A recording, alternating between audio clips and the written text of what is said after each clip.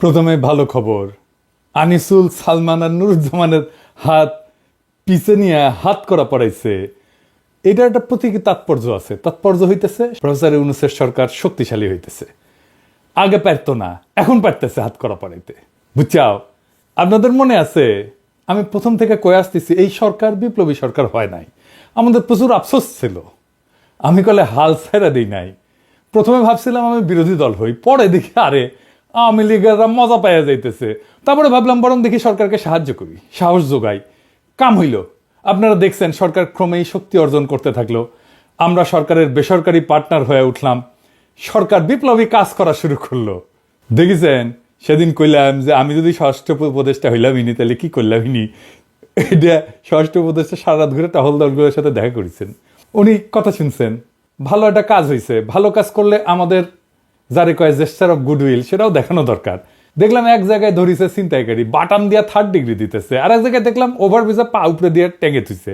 তো জাহাঙ্গীর সাহেব কইছে আইন নিজের হাতে তুলে নেবেন না। তাই আমিও রিকোয়েস্ট করেছি বাটাম দেওয়া আর টেঙ্গে রেখে 3rd ডিগ্রি দেওয়া আপাতত বন্ধ। আমি খুব সতর্কভাবে সারা বাংলাদেশে পরিস্থিতি পর্যবেক্ষণ করি। আপনারা কল্পনাও করতে পারবেন না যে কি পরিমাণে তথ্য আর বিচার আমার কাছে আসে। জমির ঝামেলা, চাকরির ঝামেলা, ওরে মারছে, তাই সে তারে হুমকি দিছে, ছিনতাই হয়েছে, বাসায় চুরি হয়েছে, ডাকাতি হয়েছে, ভাগ্য ভালো বিচার দেয় না যে আমার ব্রেকআপ হয়েছে। ঠিক করে দেন দাদা। আমার বিবেচনায় দেশের আইন শৃঙ্খলা পরিস্থিতি খারাপ না।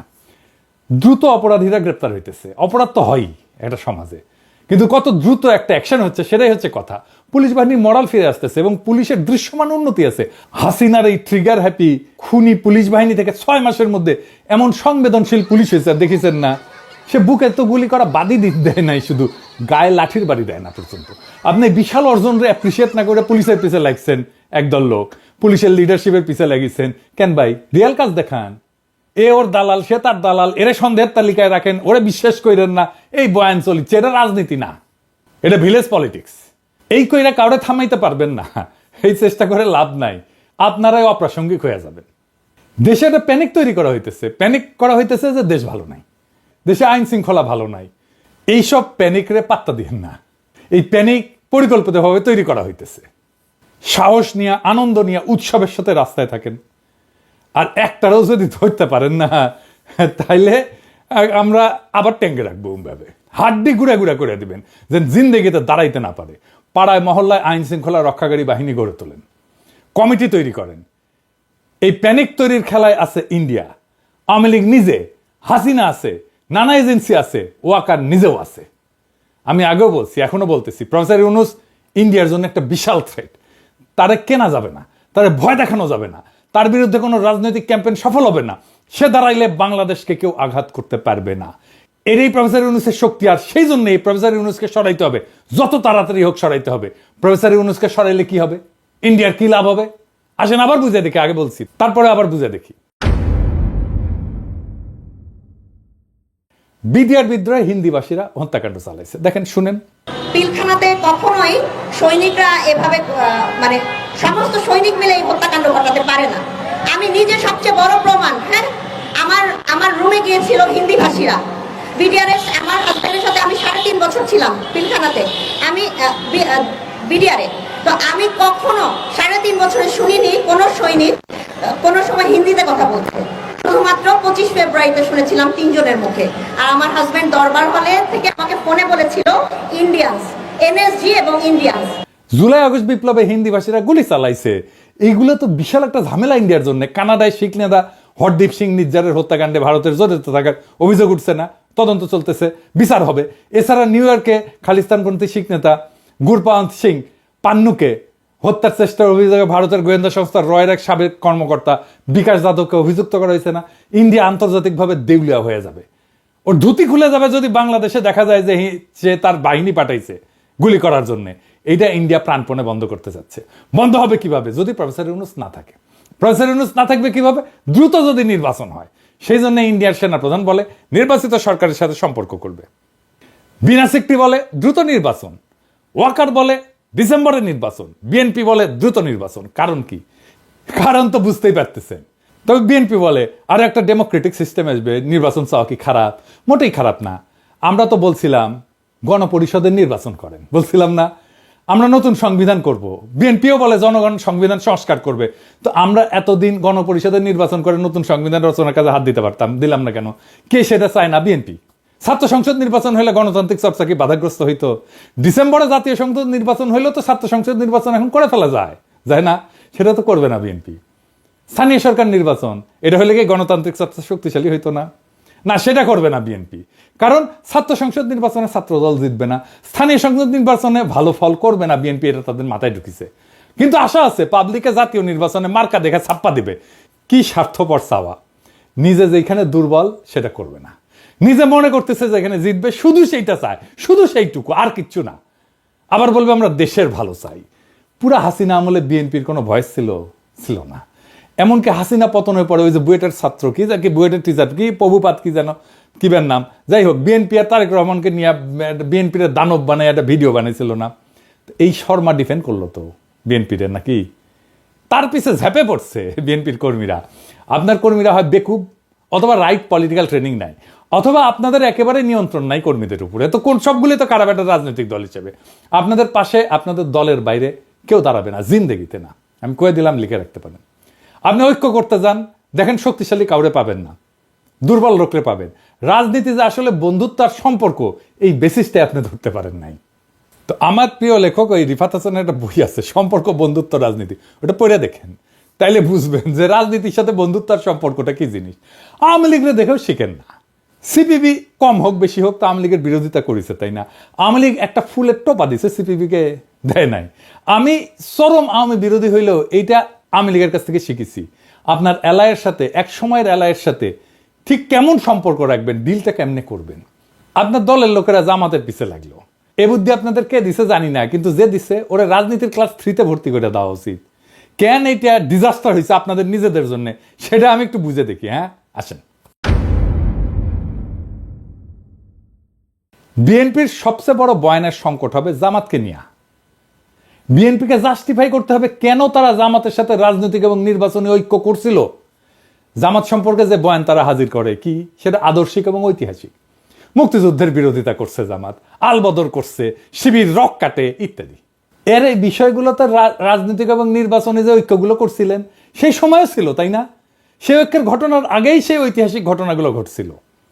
বিএনপির সেই রাজনৈতিক অবস্থানকে বাতিল করতে হলে তো বিএনপিকে খালেদা জিয়ার প্রজ্ঞার কৌশলকে অস্বীকার করতে হবে, আর বিএনপিকে ডিপার্চার করতে হবে খালেদা জিয়ার উত্তরাধিকার থেকে। আপনাকে যদি খালেদা জিয়ার উত্তরাধিকার নিতে হয়, জামাতকে আপনি ডিজোন করতে পারবেন না। এখনো পর্যন্ত খালেদা জিয়া বিএনপির সেকেন্ড বিগেস্ট পলিটিক্যাল অ্যাসেট, জিয়ার পরে। বয়ান তৈরির সময় ভবিষ্যৎ দেখে নিতে হয়, এটা পটেনশিয়াল আফটার এফেক্ট বা পাল্টা বয়ান ভাবে রাখতে হয়। বিএনপির জামাত বিরোধিতা বয়ানের মূল ক্ষতি হবে বিএনপির। তার ভোটাররা মনে করবে যে বিএনপি শুধু নির্বাচনে জেতার জন্য জামাতের সাথে ঐক্য করছিল। এখানে কোনো রাজনৈতিক ঐক্য ছিল না, রাজনৈতিক নৈকট্য ছিল না, স্বার্থপর চাওয়া থেকে ঐক্য করছিল। দ্বিতীয়ত, বিএনপি ভবিষ্যতে কোনো এলাই পাবে না, কারণ কোনো পটেনশিয়াল এলায়ের মাথার পিছনে সবসময় খেলা করবে বিএনপি। তার এলায়ের হাত ছেড়ে দেয়, তার এলায়ের বিরুদ্ধে লাগে। বিএনপি যার সাথে একসময় ফর্মাল ঐক্য করে তার সাথে পরে যুদ্ধ নামে। আপনি আপনার এলায়ের সাথে বিরোধ করবেন না তা না, করতে পারেন, অবশ্যই করতে পারেন, অন্য দল কেন করবেন না, কিন্তু সেটা তো বুদ্ধিমত্তার সাথে করতে হবে। আপনার একটা ইন্টারেস্টিং গল্প বলি। আমি জয় বাংলা স্লোগানের জয় বাংলা করে দিছি, তাই না? মুজিবকে সোহরাবদের বডিগার্ড বানাইছি, তো ইনকা হইলে অনেক সময় নিজের মনে হয় তালেবার হয়ে গেছি, আমি যা করবো সেটাই ঠিক হবে, তাই না? তো আমি ভাবলাম যে হাসিনা শব্দটাকে প্রতিশব্দ বানাবো। কার হাসিনা কে মারে ধুলাই অন্ধকার, দেখেছেন না? এইসব কইতাম। তো কিন্তু আমি খেয়াল করলাম যে এটা জয় বাংলার মতো ক্লিক করতেছে না। আমি র্যান্ডম মানুষের সাথে কথা বললাম, কথা বলা শুরু করলাম। একদিন একজন আমারে খুব পছন্দ করেন, উনি, সে আমার উপর খুব ক্ষিপ্তভাবে কইলে, আরে ভাই আপনি তো এটা খুব খারাপ কাজ করতেছেন, কত মুরব্বীর নাম হাসিনা, আপনার ধারণা আছে? আমার মায়ের নামই তো হাসিনা বেগম। দেখেন কি ডিজাস্টার করে ফেলছিলাম। আমি আগে বিএনপির ওই যে জয় শ্রীরাম বলেন, ওটাকে জয় শ্রীরাম বলতাম আর কি, বিকৃত কইরা। তো খেয়াল করলাম হিন্দুরা এটা ভালোভাবে নিচ্ছে না। এটা তো আসলেই তার কাছে একটা ধর্মীয় বিষয়, আমি তো সেটা বিকৃত করতে পারি না। বিজেপির সাথে আমার লড়াই আছে, কিন্তু হিন্দু ধর্মের সাথে তো আমার কোনো লড়াই নাই, তাই না? ঠিক একইভাবে বিএনপি জামাত শিবিরকে অনলাইনে কি বলে, আল বটর বলে। দেখেন, এই বলে ডাকা শুরু করলো, আল বদর থেকে আল বটর, বুঝছা? মানে বট বাহিনী থেকে বটর আর কি। ওরা মনে করলো যারা এটা বানাইছে যে তারা খুবই স্মার্ট কাজ করেছে। আওয়ামী লীগ ঠিক একই ভুল করেছিল, জামাত শিবিরকে ছাগু বলতো, মানে ছাগলের মতো দাঁড়িয়ে আছে তাই ছাগু, কাঁঠাল পাতা খায়। ভাই, দাঁড়িয়ে একজন মুসলমানের সুন্নত, তুমি সেটা নিয়ে ব্যঙ্গ করতে পারো না? আল বদর যদি বলতে চাও সেটাই বলো। রাজাকার আল বদর শব্দগুলোর সাথে বাংলাদেশের স্বাধীনতা বিরোধিতার একটা বিষয় আছে, এটা সত্য। কিন্তু এটাও সত্য যে বদরের যুদ্ধ একটা হাইলি সিগনিফিক্যান্ট পবিত্র ঘটনা, ধর্মীয় পবিত্র ঘটনা, এটাকে তুমি বটর বলতে পারো না। এই কাজের কনসিকুয়েন্স আছে, কয়ে দিলাম। জামাতের রাজনৈতিক বিরোধিতা আপনি দারুণভাবে করতে পারতেন, জামাতের সাথে আপনার অতীতের রাজনৈতিক ঐক্যকে অন করে করতে পারতেন, ওইটা একটা সিরিয়াস ইন্টেলেকচুয়াল কাজ হইতো। কিন্তু আপনারা তো সিরিয়াস কাজে যাবেন না, তাই না? হয় সে যোগ্যতা নাই, অথবা সে ভীষণ নাই, অথবা দুইটাই, অথবা বয়ান আসছে ইন্ডিয়া থেকে। যা বলেন জামাতের বিরুদ্ধে, এগুলো তো ইন্ডিয়ান বয়ান, এগুলো তো ইন্ডিয়ান বয়ান রে ভাই, এটাই আওয়ামী লীগ বলে আসছে, ওটাই আপনারা নিছেন, কোনো ইনোভেশন নাই। যাই হোক, আগের আলাপে ফিরি। বিএনপির বয়ান হইতেছে প্রফেসর ইউনূসের সরকার আইন শৃঙ্খলা পরিস্থিতি নিয়ন্ত্রণ করতে পারতেছে না, তাই না? বিএনপির কথা। তো বিএনপি ক্ষমতা আসলে কিভাবে নিয়ন্ত্রণ প্রতিষ্ঠা করবে? এই পুলিশ দিয়ে তো করবে নাকি? সব পুলিশ বাদ দিয়ে দিবে? এই পুলিশ কি ম্যাজিক দিয়ে ঠিক করে ফেলবে এক রাতারাতি? আমি যদি সবচেয়ে বড় রাজনৈতিক দল হই দেশে, আমার যদি সমাজের উপরে নিয়ন্ত্রণ থাকে, তাহলে আমি না চাইলে কেউ তো আইন শৃঙ্খলা পরিস্থিতি অবনতি করতে পারবে না, পারে না। আইন শৃঙ্খলা পরিস্থিতির অবনতি তো খুবই পরিকল্পনা করে হইতেছে। আমি আসতেছি সেই আলাপে। এখন দেখেন, এই যে বিএনপি সংস্কার চায় না, আওয়ামী লীগ নিষিদ্ধ চায় না, ইসকন নিষিদ্ধ চায় না, ছাত্র সংসদ নির্বাচন চায় না, স্থানীয় সরকার নির্বাচন চায় না, প্রথম আলো ডেইলি স্টারকে রক্ষা করতে চায়, আর চায় শুধু নির্বাচন। চায় কি? একটা জিনিসই চায়, শুধু নির্বাচন, যেন প্রফেসর ইউনূস চলে যায়। তারপরে ইন্ডিয়ার শান্তি, প্রফেসর ইউনূস থাকলে ইন্ডিয়া নাঙ্গা হয়ে যাবে। এই জন্য ইন্ডিয়া বিএনপি আর ওয়াকার হাত মিলাইছে। কারণ কারণ কারণ প্রমাণ দিব, এটা যে হাত মিলাইছে এটা প্রমাণ দেব। আর একটা কারণ আছে, কব? হ্যাঁ কব। বিএনপি কঠিন মাইন্ড করবে আর জামাত খুব খুশি হবে। কারণ হইতেছে বিএনপি প্রত্যেকদিন জনসমর্থন হারাইতেছে, আর জামাত প্রত্যেকদিন তার রাজনৈতিক অবস্থান মজবুত করতেছে আর তার সমর্থন বাড়তেছে। ছাত্র তরুণদের মধ্যে জামাত আর শিবিরের জনপ্রিয়তা অবিশ্বাস্যভাবে বাড়ছে। বিএনপি ওয়ালারা মনে করতেছে যে মানুষ মার্কা দেখা ছাপ্পা দিবে। হ্যাঁ, তা দিবে, কিন্তু কোন মার্কা দেখা ছাপ্পা দিবে সেটা জানেন না। আগে দেখেছেন জামাতের লোকদের হাসি কান পর্যন্ত গেছে। বেশি হাসেন না, হ্যাঁ? আপনাদের আবার পাংখা যেন না গজায়। আপনারা সরকারি দল হইলে আর আপনারা জালেম হইয়া উঠলে আমি তার বিরুদ্ধে দাঁড়াইবো। আজকে মাহমুদ ভাই ফোন দিছিলেন, তো উনি বললেন তোমার বাড়ি তো নর্থ বেঙ্গলে, জামাতের তো অবিশ্বাস্য জনপ্রিয়তা এই অঞ্চলে। আমার কথা না, মাহমুদ ভাইয়ের কথা। উনি মাঠের পালস খুব ভালো বুঝতে পারেন। বিএনপির পলিটিক্যাল ডিরেকশন যারা ঠিক করতেছেন তারা নিজেদের অবস্থান রিভিউ করেন। এবার আসেন আমরা দেখি কেন আপনাদের সাথে ইন্ডিয়ার ওয়াকার বরাবর হয়েছে বলে জনগণের মনে ধারণা জন্মাইছে। ওয়াকার রাওয়াতে বক্তব্য দেওয়ার 2 দিন আগে ও একটা বিএনপির নতুন থিঙ্ক ট্যাঙ্ক হয়েছে, উঠে গেছিল FSDS। এটা মিটিংয়ে গিয়া পররাষ্ট্রনীতি নিয়ে কথা বলছে ও পররাষ্ট্রনীতির কি বুঝে? ওই মিটিংয়ে সেখানে বিএনপির সব লোকজন, মির্জা ফখরুল্লাহ আছে, আর্মি চিফ, এরকম একটা পলিটিক্যালি চার্জ মিটিংয়ে যাইতে পারে? কখন যায়? যখন অ্যালাইনমেন্ট হয়, বরাবর হয়, তাই না? ওনার কি এই মিটিংয়ে যাওয়া উচিত হয়েছে? ফজলে ইলাহি আকবর এই হচ্ছে এই প্রতিষ্ঠানের প্রধান, সে বিএনপির আর্মি লবি দেখে। অভিযোগ আছে উনি আর্মির পারপিট্রেটর যারা এই সমস্ত গুম খুনটুন করছে তাদের বাঁচানোর জন্য উদ্যোগ নিছেন। এই যে অফিসেও নাকি করেছেন, ডিওএসএসে জমজমাট অফিস হয়েছে, শোনা যায় আর্মির সাথে কানেক্টেড আওয়ামী লীগের এক ব্যবসায়ী এই প্রতিষ্ঠানের ফান্ডিং এর সাথে যুক্ত। সত্য মিথ্যা জানি না। এর 2 দিন পরে রাওয়াতে বক্তব্য। এই বক্তব্য নিয়ে উৎসাহ দেখাইল কে?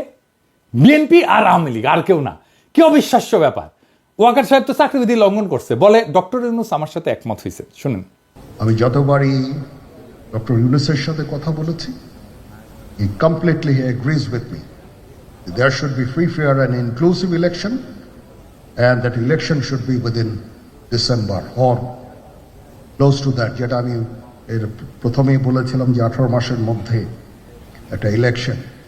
আরে বেটা তুই কে? ওয়ারেন্ট অফ প্রেসিডেন্সে 12 নম্বরে থেকে প্রফেসর ইউনূসে তুমি বলো যে আমার সাথে একমত হয়েছে, আর হাসিনা পলাইছে, তারপরে বলে মাননীয় প্রধানমন্ত্রী। শুনেন, মাননীয় প্রধানমন্ত্রী পদত্যাগ করেছেন এবং এখন একটা ইন্টারিম গভর্নমেন্ট ফর্ম করে আমরা আমাদের কার্যক্রম পরিচালনা করব। ওয়াকার দাবরানি দিচ্ছে, আর বাঙ্গু মিডিল ক্লাস গিয়া ওয়াকারের জয়ধ্বনি দেওয়া শুরু করছে। এটাই করে বাঙ্গু মিডিল ক্লাস। দেখলাম পাবলিকে ফেসবুকে আমার গালাইতেছে, চার্জ পেয়ে ভাবছে ওয়াকারের কান্দে বন্দুক রেখে পিনাকিরে খেলে দিই। ওয়াকার দাবরানি শুধু আমার খান নাই, কোন কোন জায়গায় দাবরানি খেয়েছেন দেখেন, এবার দেখেন। হাসিনা বলে যাওয়ার দিনে সেনাবাহিনী আমাদের পক্ষে দাঁড়িয়েছে, কিন্তু গত তার আগের 1 সপ্তাহ মানুষকে গুলি করছে না। তাহলে আপনারা যে জনগণের বিরুদ্ধে দাঁড়িয়েছিলেন এর জন্য তো আপনি ক্ষমা চাননি।